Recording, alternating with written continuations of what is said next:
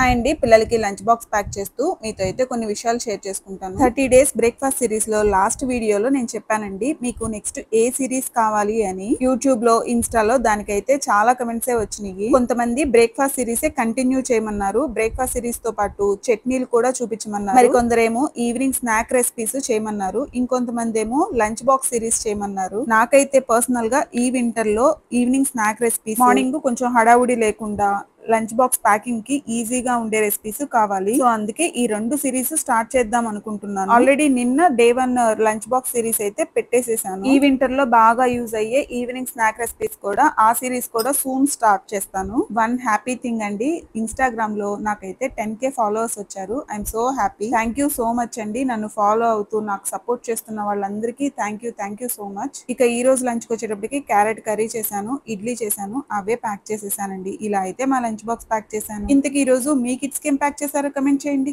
Bye.